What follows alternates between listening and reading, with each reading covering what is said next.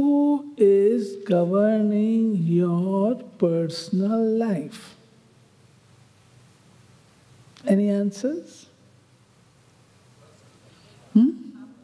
Self? Self means what? Self means what? Yes, let us try to analyze. Self means what? It is said that government is the best that governs the least. That government is the best that governs the least. And there is a meaning in it. And when we say self-governance, we chose for ourselves self-governance. This is what we chose. And we are proud of it. But what does it mean? Does it simply mean political government? Or it has some deeper meaning? Many young people are also sitting in this gathering. But nowadays, the difference has become very less. So I ask you one question.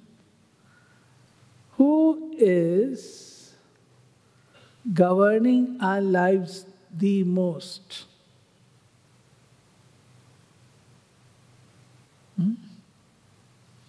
Yes? Paramatma? Are you sure? Who is governing our lives the most?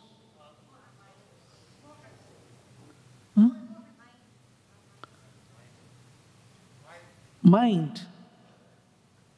Anything else? Who is governing your mind also? I came across latest one guru who is governing our lives. Any answers? Google Guru.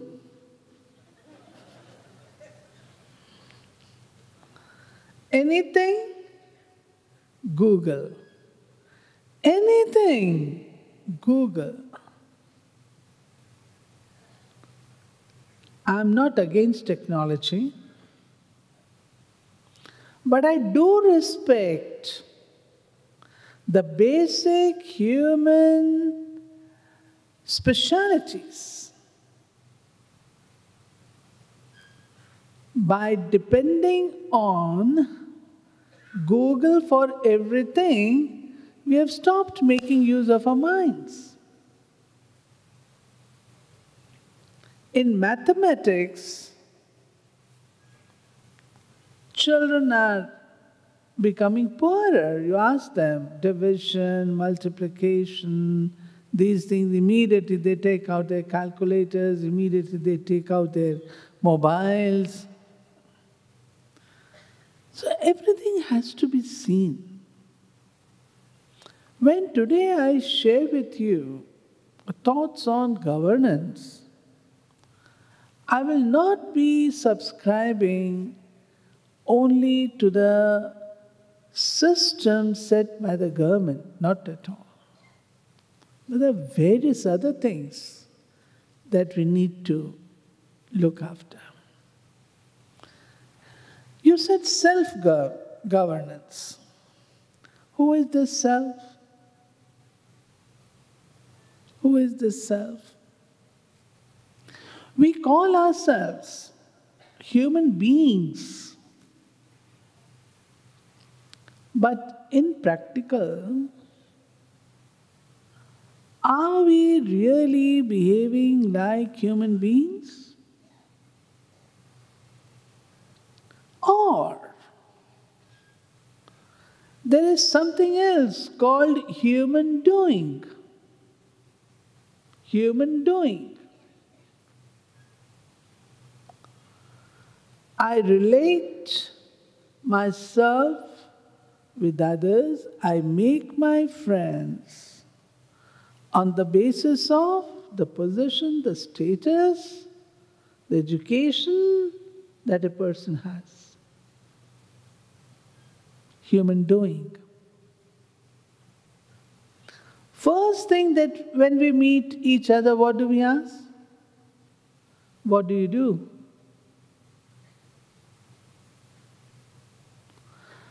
The focus of our life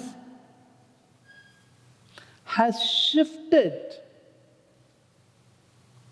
from the true self to the artificial self.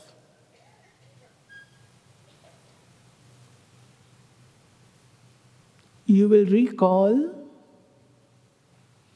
a few years back when the tourists from China and other places came. What did they find in our country?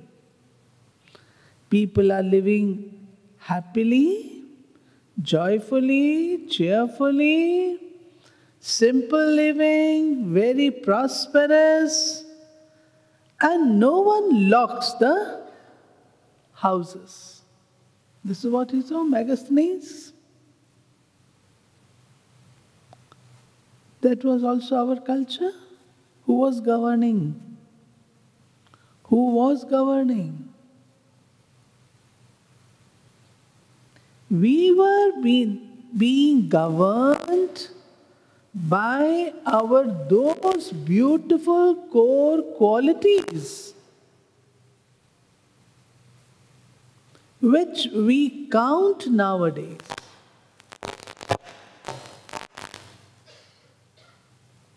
Those beautiful qualities of brotherhood, peace, love, sharing, caring. The villages were rich.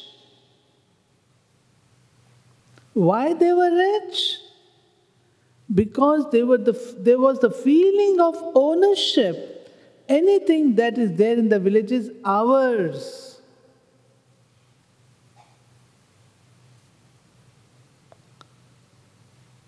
Where are those days?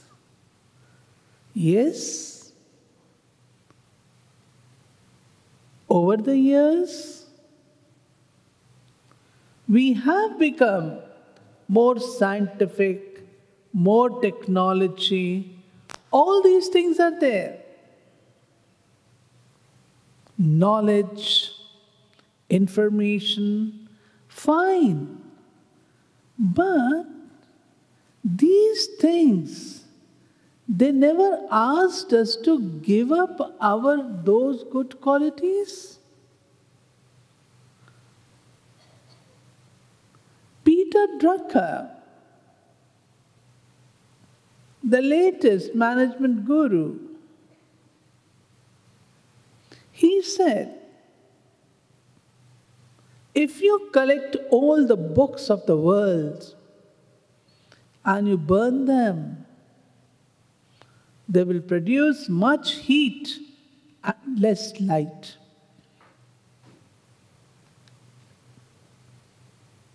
So much of wisdom. But dash, dash, dash. Information, knowledge is meant to make us wise, better beings. But what is happening over the years? The quality of life is becoming worse and worse, and standard of living is becoming better and better. Human beings are distancing themselves from each other.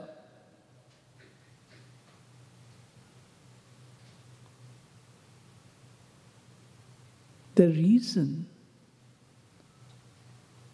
I will draw your attention towards one basic mistake which has landed us into the culture of artificiality. Where are those smiles? Artificial smiles are there on the faces. That naturalness is lost.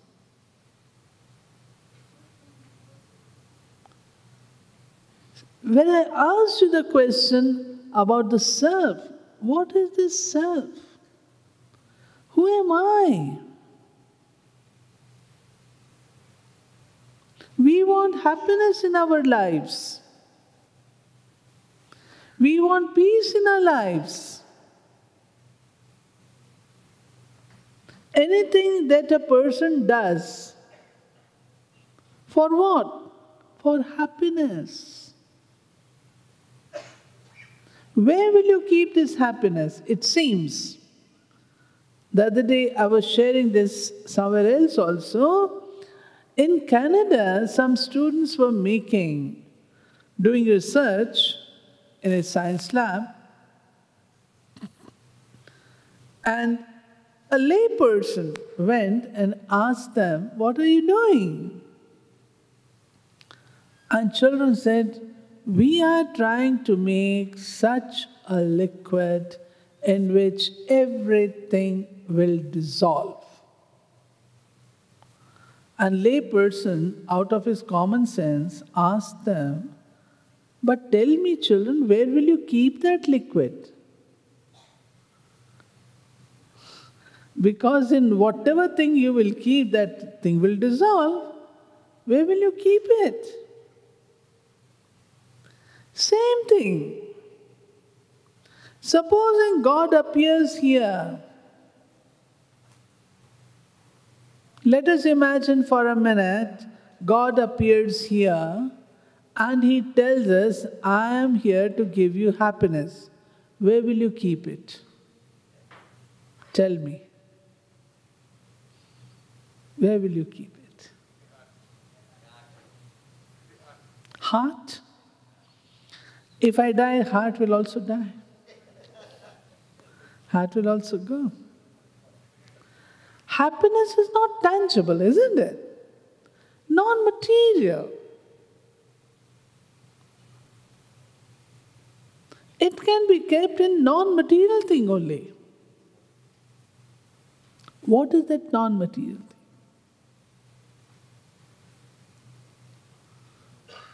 We say, "I have so many houses, I have status, I have position, I have good family, I have this, I have this, I have this." Fine. It gives me happiness, no doubt. But supposing something is snatched away from me, something out of bad luck, I come down to zero ground level, then does my happiness remain?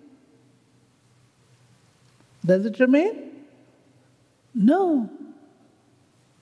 It goes along with material things. And this is what we fear. I have accumulated so much. When I die, all these things will also go.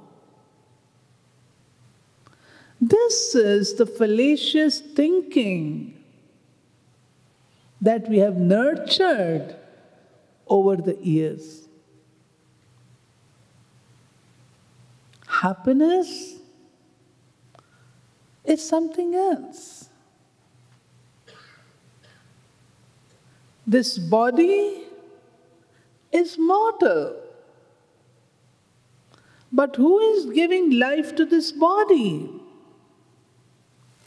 This is what we call soul. Let me say, we make use of two words daily. I think 100 times we make use of them. And those two words are I and my, right? My hand, my eyes, my ears, my mouth, my brain, my heart, my limbs, my body. Tell me, where is the I? Where is the I? We talk of I. I am a professor in such a university. I'm a doctor. I'm so and so. I'm so and so. Where is this I?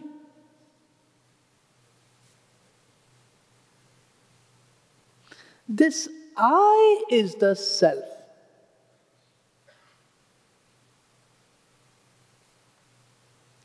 Today we have been, don't mind it, but I am trying to draw your attention toward basic things.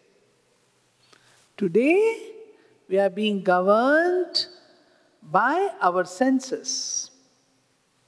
Am I right?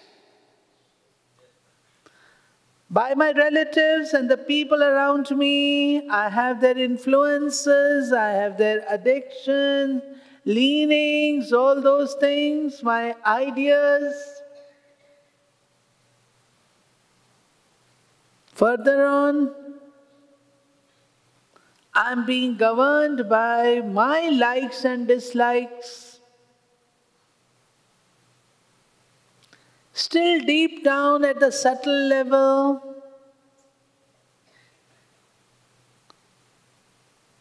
the virus that has entered into our soul, lust, anger, greed, attachment, ego, hatred, jealousy. Is there anyone who is free of all these? Is there anyone? It seems there was Alexander, and when Alexander was leaving our country, someone said to him, you are going, you take some nice gift from this country. India is having so many nice things. So someone advised him, it's better that you take a saint from here. Saint from here? Fine. The saints are very good, and it is because of the advices of the saints this country is what it is. So, one minister found out a saint living in the jungles of Kerala, and he approached Mahatma, you are residing in such a dense forest. You are living in a thatchet. You are having very meager clothing. You are having very simple kind, no bed to sleep on, just floor. Why don't you come with us to our country? Alexander the Great wants you. And you know what the saint said? I do not want to go. The minister said, you don't want to go? You will not be living like this. You'll have a big palace. I do not want to go. The minister went and told everything to Alexander. Alexander was not a person to take any no. He got wild and he went himself to that saint and said, you are to come with me. He said, I'm not going to come with you. He said, why? You are sleeping like this. Come, I will give you lots of money, lots of this thing. The saint said, I do not want to go. Alexander got still wild, angry. And look what the saint says now, very important. The saint said, I do not want to go with the servant of my servant. Servant of my servant? How dare you say so? The saint said, yes, anger is my servant. I have won over anger. And presently, you are under the influence of my servant, so you are the servant of my servant. I can't go with such people. Alexander got still angry. He took out his sword and said, have you seen it? I can cut you into 1,000 pieces. He said, well, you cannot cut me into 1,000 pieces. You can cut this body, but not me. I'm still alive. I'm eternal and immortal. This is the culture of our country, dear brothers and sisters.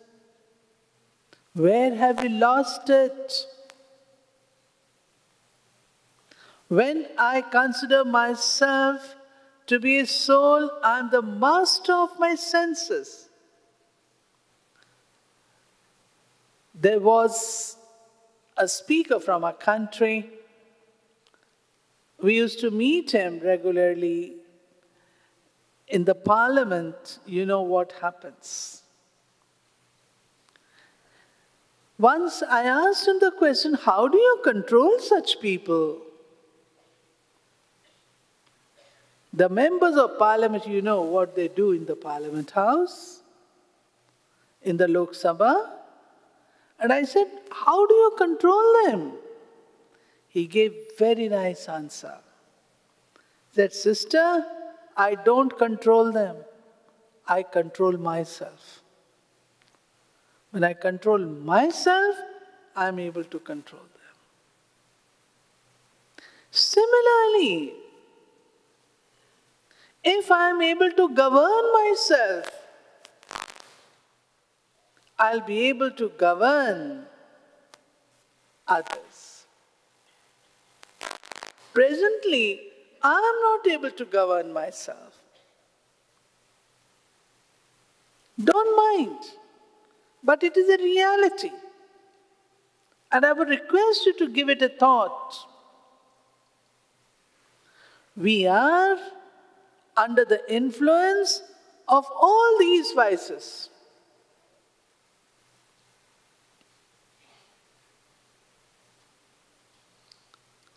We have beautiful faculty called mind,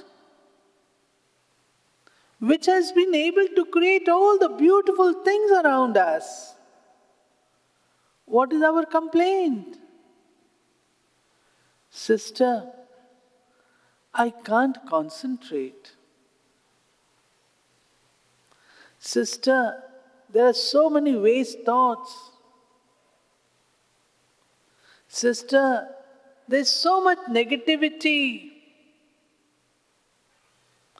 I cannot control. It is a common complaint. The mind is yours, it is not mine.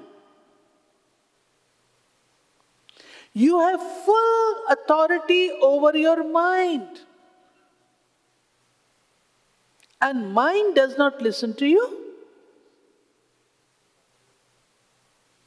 Have you ever thought?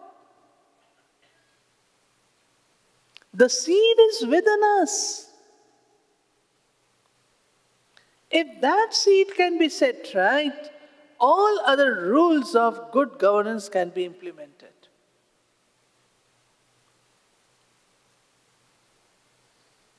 Further on, what do we say? We have beautiful intellect. We have gathered wisdom.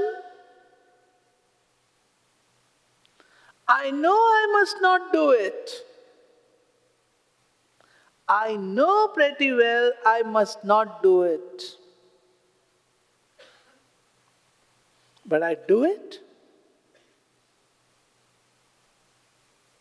Why? Why is it that I am not able to exercise that control?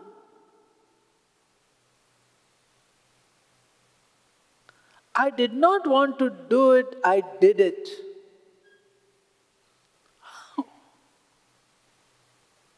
How does it happen?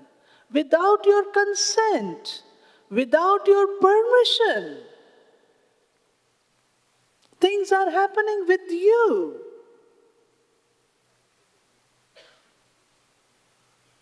Something is wrong somewhere.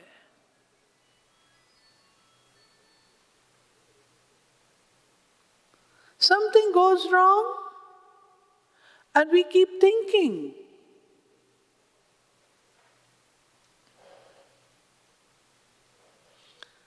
In Hindi, there is very nice thing. Socho, samcho, phir karo. Think, understand, and then do. And what is happening with us? Be honest with yourselves. What is happening with us? We do first, then keep thinking, why did I do it? And after a long time, I understand why I did it, what I did. Self-governance.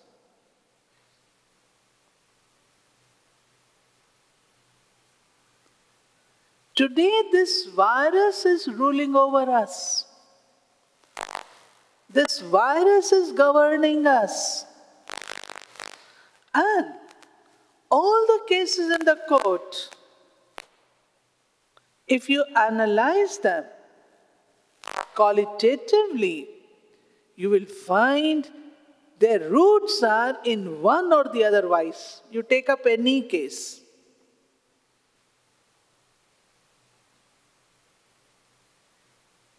Injustice to women due to lust,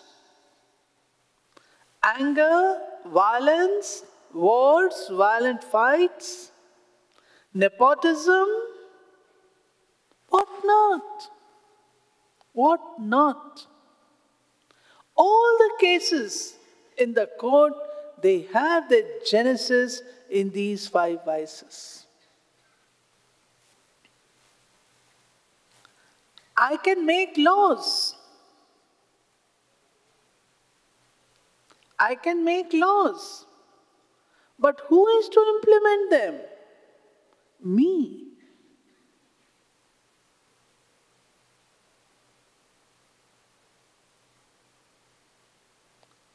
Perforce, if I am made to obey laws, it is not natural nature. And a person finds a chance to break those laws whenever convenient. Someone said, a person is honest as long as he does not have any chance to cheat. This is what people have started saying. I do not want to create a pessimistic aura around you, but now I draw your attention towards that beauty which is hidden in you. This virus is being seen, all these vices are being seen, but originally we are not this. Originally, we are all very beautiful, powerful beings. What is that? Tell me, is there any person in the whole gathering who would say, well, if no one loves me, that's fine. Everyone wants love. Everyone wants peace. Everyone wants happiness. Isn't it? We talk of good things, we feel happy. When we talk about terrorists, war, do you like to continue with that talk? What do you say after a while? Please put an end to it. Talk something else. Don't we do that? Why? The very fact that we like to listen to good things is a proof that basically we are good beings. Once I was talking to police officers in the Police Academy of Hyderabad, and it was out of my sheer ignorance. I said, in any given society, what is the percentage of criminal people? Hardly 2%. All the officers said, sister, it is too much. Then how much? It is not even 0.5%. It is not even 0.5% of the people who are bad in any given society. Which means 99.5% people are good. But this positivity is passive. Need to activate it. It's a beautiful thing. We are not bad people. We are not sad people. We are good people. Children of God, how will they be? As the Creator, so the creation. Artist always makes good artwork. No mother can cook burnt chapati. Can any mother cook burnt chapati? No. It gets. No one creates a dilapidated building. It becomes bad. Construction is always good. So all of us are basically good.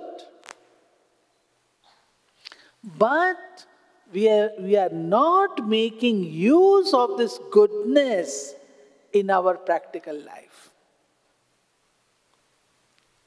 Because there are many challenges. Once I was talking to a group of young children, young youth in their prime. And what did they say to me? Sister, taking of bribe, why do you say taking of bribe is bad?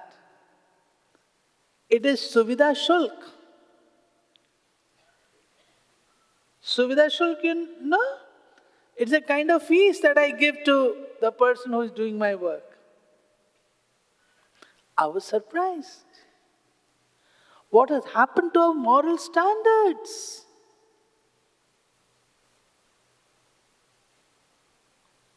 So, this goodness, which is there inherent in us, we need to activate it. Activate it. In our society, when it comes to governance in the social sense, there are 2 or 3 things which I would like to share. In the implementation of values, implementation of goodness, dear brothers and sisters, there will be always challenges. Remember. To tell you 1 or 2,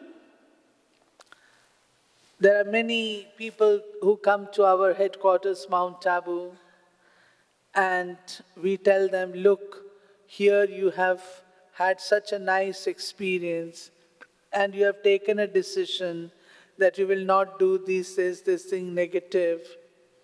Now we are telling you, when you go back, people will say, Acha, you went to listen to Raj Yoga lesson and you have transformed yourself so much. Let me see how long can you do it. First challenge. Second one, who does it? Third challenge, I alone have to do it. I'm the only lone person doing it. Why should I be doing it? This is another challenge. We forget all revolutions, all good things, they start with a single person, isn't it? They don't start in a group, single person. All these challenges will be there.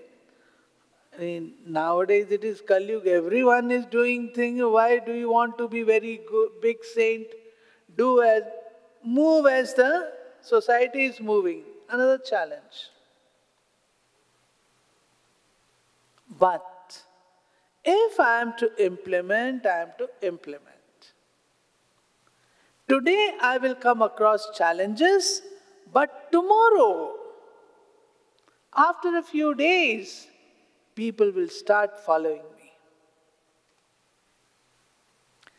If in the offices, there is a poor person coming from a village, has no place to live in Cochin. He has come from a distant village, but he has to come here to get his work done.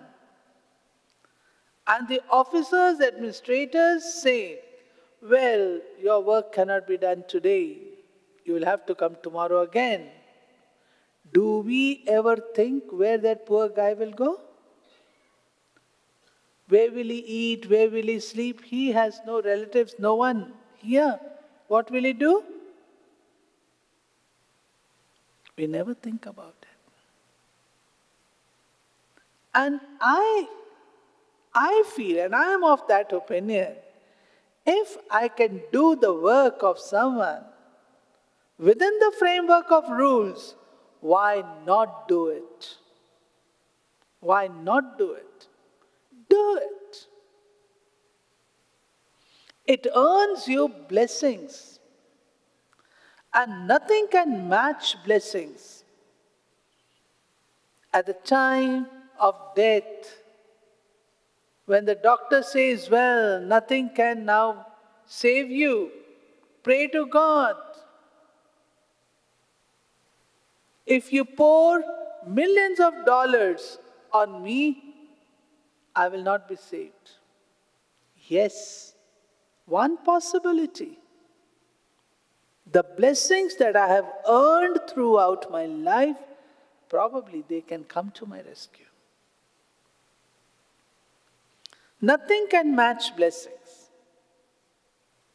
For good governance, if I keep in my mind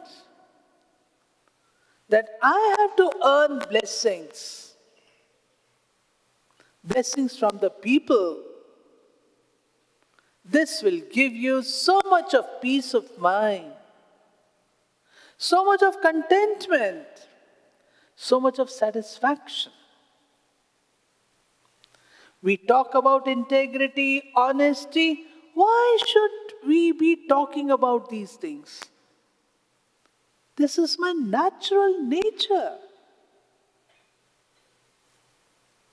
And if I stand by it, who can put me aside? Who can challenge me? Raise your willpower. Another dimension which I would like to share, it is our officers at times have to work so hard that they forget their families. Dear brothers and sisters, we have two parts, the right and the left brain. You work hard, it is good, but don't ignore your family. This balancing is essential. Family is like blotting paper, airbrush, air curtains that we have. It is in the family you can share. Your stress be out in the family. And this is very necessary. Don't ignore your family because it gives you good balance of mind, good balance of values and qualities. You can be workaholic, but that work should give you satisfaction. Sometimes I ask people, is your work a worship? Generally people say work is worship. I ask them one question, is your work really a worship? Or has it become a worship? They say, sister, worship. Why have you made it a worship? Life is a celebration. It is meant to be enjoyed. Life is not a war zone that you keep fighting. No, enjoy. And this enjoyment is there where there is love, compassion, peace, mercy, forgiveness, acceptance. All these things we nurture in our families. And what we nurture in our families, it is seen in our workplace also. So my request to you would be, keep a balance. Beautiful balance. Sometimes people say, sister, we have to be very lawful. I don't mean to say that you flout the laws. No. But there can be something like this. Lawfully loveful and lovefully lawful. Possible? Lawfully loveful and lovefully lawful. In governance, you cannot just be loving. No, if you are too humble, people will take you for granted. If you are too loveful, they will take you for granted. But you can't afford to do that. You have to run the government. So, balance. Humility and authority. Flexibility and firmness. All these things have to be there. For all these things,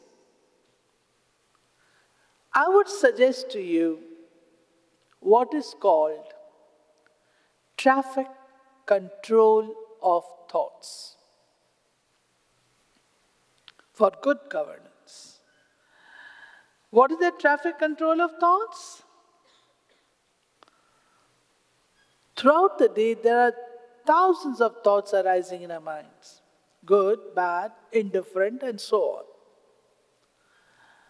Just as when you're sitting in the office, at times you feel like having a cup of tea. At times you feel like going around. At times you feel like picking up the phone and talking to someone. You do that. Taking tea after every hour will make you an addict. Better thing would be observe traffic control of thoughts, which means after every 2 hours or so, withdraw yourself from work. Sit down, withdraw, open the computer of your mind and see what is going around. And if it is the thoughts are not going in the right direction, give them a direction. This is what I call SOS method, which means stand back, observe, and steer.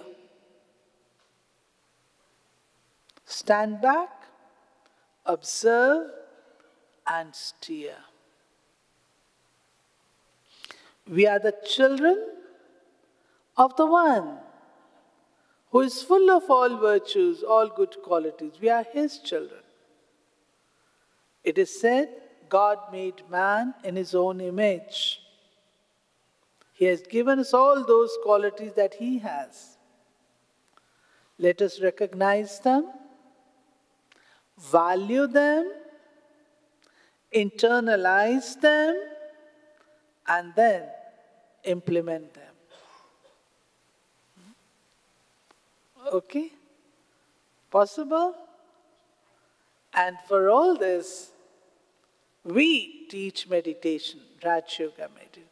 The word Raja means sovereign, king. The one that makes you the king of the self is called Rajayoga.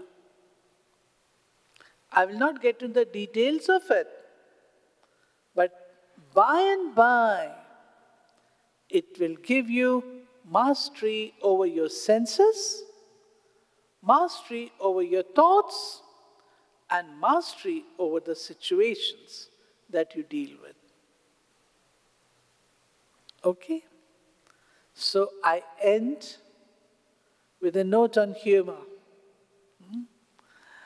There was one management consultant, he made a very nice speech, and before he was leaving the campus, he went to meet the HR manager. The HR manager said to him, "Sir, you have said to us very nice things, but our company is suffering from implementation paralysis." Is that true? Tell us something, give us some formula. He said, fine, I give you one formula, 3 words. Do it now. Do it now. The consultant went away. HR manager was also very fast and quick. He immediately got several placards made and posted them all over the campus. Do it now, do it now, do it now. The receptionist ran away. She was thinking of some better job. So she saw that, do it now, went away. Cashier, he went away with 60 lakhs of rupees, do it now.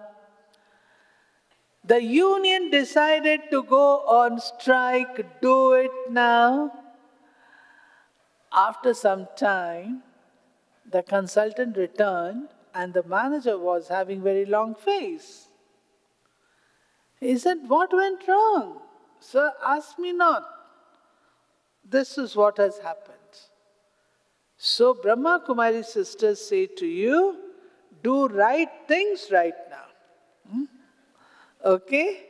Right things right now. Don't postpone it. Any decision, even a small thing, if you decide for yourself, it will happen. And I believe there are no small things in the world. There are no small things in the world. Those small little things, they become responsible for big, big things. Okay? Thank you very much for giving me patient hearing. Om Shanti.